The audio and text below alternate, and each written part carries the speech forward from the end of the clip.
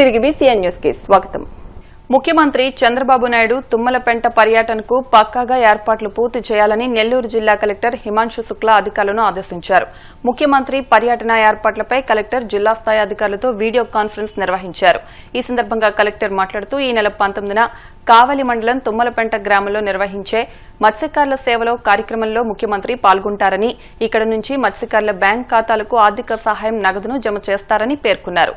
మత్స్యకారుల సేవలో నా ప్రభుత్వం వచ్చిన తర్వాత మత్స్యకారులకు ఇచ్చినటువంటి హామీని నెరవేర్చే క్రమంలో లాస్ట్ ఇయర్ మత్స్యకారుల సోదరులందరూ కూడా ప్రతి ఒక్క కుటుంబానికి ఎలిజిబిలిటీ ఉన్నటువంటి వాళ్ళందరూ కూడా 20,000 ఇవ్వటం, అదేవిధంగా ఇక్కడ కావలి నియోజకవర్గాన్ని ఎన్నుకున్నందుకు దానికి సహకరించిన కలెక్టర్ గారికి ప్రత్యేక ధన్యవాదాలు తెలియజేస్తూ, సీఎం గారు మొట్టమొదటి మా కావలి నియోజకవర్గానికి నేను ఎమ్మెల్యే అయిన తర్వాత వస్తున్నారు కాబట్టి నా ప్రభుత్వ యంత్రాంగం అంతా సహకరించి ఈ ప్రోగ్రామ్ ని జయప్రదం చేసి అందరం కూడా కలిసికట్టుగా దాన్ని విజయం సాధిద్దామని చెప్పి సందర్భంగా అందరినీ కూడా కోరుకుంటూ, ఈ గ్రామాలన్నీ కూడా సముద్ర ఒడ్డున నిరంతరం కూడా సముద్రం మీద ఆధారపడి బతికేటువంటి పేద కుటుంబాలు వాళ్ళ స్వశక్తి మీదనే వాళ్ళ జీవనోపాధం చేసుకుంటూ మనందరికీ ఆహారాన్ని అందిస్తున్నారు. ఈ రోజున మనం తినే తిండిలో ఏ డాక్టర్ దగ్గరికి వెళ్ళినా చేపలు తినండి అని చెప్తున్నారంటే దానికి ఈ రోజు వ్యవసాయదారుడు గట్టు మీద పంట పండిస్తే అన్నదాత అయ్యాడు. కానీ మత్స్యకారులు ప్రాణాలు అరిచేతిలో పెట్టుకుని సముద్రం మీద వేటాడి వాళ్ళ బతుకు తెరువు కోసం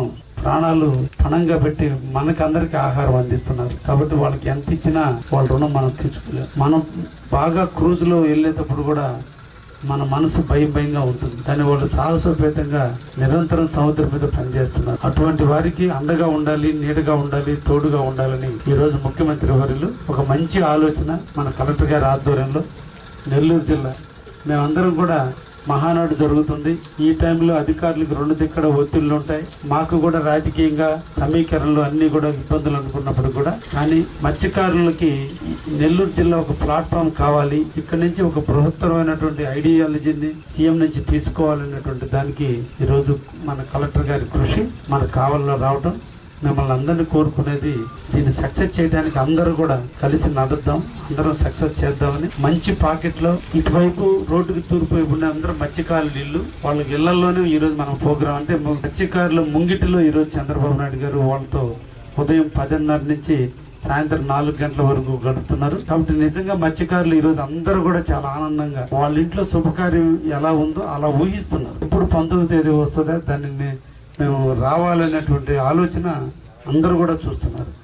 ఎక్కడ కూడా అవాంతరాలు జరగకుండా, ప్రేమ ఎక్కడుందో అక్కడ భయం ఉంటుంది, అనుమానం ఉంటుంది, ఈర్ష్య ఉంటుంది, అన్నీ ఉంటుంది. వాళ్ళు ఎంత ప్రేమగా వచ్చారో ఇక్కడ ఏ ఒక్కటి లోపం కూడా జరిగినా దాన్ని వాళ్ళు చాలా హర్ట్ అవుతారు. చాలా సెన్సిటివ్ పర్సన్స్ వాళ్ళు. ఎంత స్ట్రైట్ గా ఎంత నిజాయితీగా ఉంటారో, వాళ్ళ అగౌరవం జరిగిందంటే వాళ్ళు అంత అగ్రెసివ్ గా కూడా ఉంటారు. కాబట్టి మిగతా ప్రోగ్రాంలకి ఈ ప్రోగ్రామ్ కి డిఫరెన్స్ ఏంటంటే వాళ్ళు ప్రేమతో వచ్చేటువంటి ప్రోగ్రాం, అంతే ప్రేమతో వాళ్ళని వెనక్కి పంపించేంత వరకు మన ప్రభుత్వ యంత్రాంగం అందరం కూడా అనుకుని, మేము కూడా మా వాలంటీర్లు ఉన్నారు, అందరూ కూడా డెడికేటెడ్ గా పనిచేయడానికి అందరూ కూడా మీకు అండగా ఉంటారు. అందరం కలిసి ఈ ప్రోగ్రామ్ సక్సెస్ చేద్దాం. విశాఖ జ్ఞానాపురంలోని శ్రీ ఎర్నిమాంబ అమ్మవారి వార్షిక జాతర మహోత్సవాలు ఘనంగా ప్రారంభమయ్యాయి. అమ్మవారి ఉత్సవాల సందర్భంగా మహిళలు అభిషేకాలు నిర్వహించారు.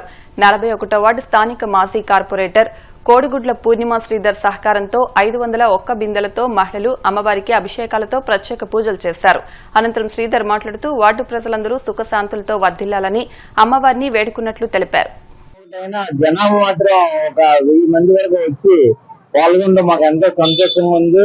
ఈ అమ్మవారు ఆశీస్సులతో ఇక్కడ సౌకర్యాలన్నీ మేము నెక్స్ట్ ఏ ప్రభుత్వం వచ్చినా చేస్తామని తెలియజేస్తూ మాట ఇస్తూ, ఈ అమ్మవారు ఆశీస్సులు మా వార్డుకి అందరికి ఆశీర్వాదాలు ఆ అమ్మవారు దయ వల్ల రావాలని, వాళ్ళు అనుకున్న పనులన్నీ జరగాలని, ఆ మొక్కుబడులన్నీ తీర్చుకోవాలని కోరుకుంటూ, అలాగే మా భక్త సత్యనారాయణ గారు, అలాగే కేకే రాజు గారు, వీళ్ళందరూ కూడా మంచి ఆరోగ్యం అవ్వమని, మా ఎక్స్ కార్పొరేటర్స్ కూడా మంచి ఆరోగ్యం అవ్వమని కోరుకుంటూ. మాజీ మంత్రి కేటీఆర్ తో Australia high commissioner Philip Green భేటీ అయ్యారు. ఈ భేటీలో పరస్పర ప్రయోజనాలు, వ్యూహాత్మక అంశాలపై చర్చలు జరిగాయి. ముఖ్యంగా తెలుగు రాష్ట్రాల్లో ఆస్ట్రేలియా పెట్టుబడులకు ఉన్న అవకాశాలు, సాంకేతిక రంగంలో పరస్పర సహకారం, విద్యా రంగంలో నూతన భాగస్వామ్యాలపై చర్చించారు. భారత్ ఆస్ట్రేలియా మధ్య ఉన్న దృఢమైన బంధాన్ని మరింత ఉన్నత శిఖరాలకు తీసుకెళ్లే దిశగా ఈ చర్చలు సాగాయి.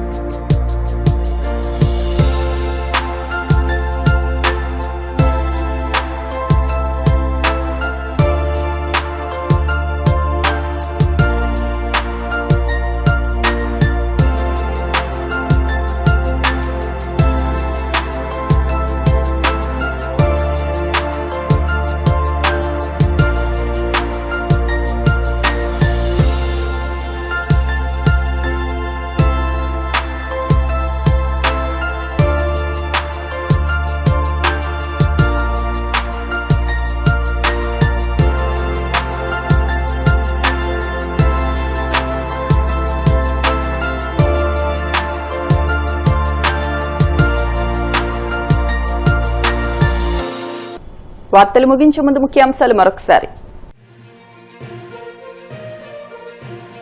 సచివాలయంలో ఆదాయార్జన శాఖలపై ముఖ్యమంత్రి చంద్రబాబు ఉన్నత స్థాయి సమీక్ష. పన్ను చెల్లింపుదారులను వేధించకుండా టెక్నాలజీతో వసూలు చేయాలని ఆదేశం.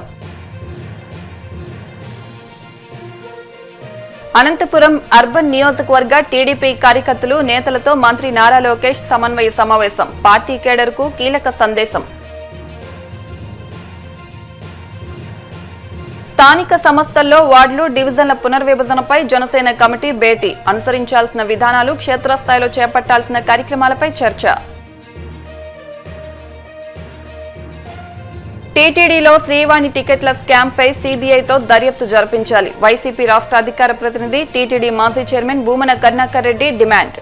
ఈ వార్తలు ఇంతటితో సమాప్తం. మరిన్ని వార్తల కోసం BCN digital YouTube channel, Facebook page ని ఫాలో అవ్వండి. అప్డేట్ వార్తల కోసం ప్లీజ్ సబ్స్క్రైబ్.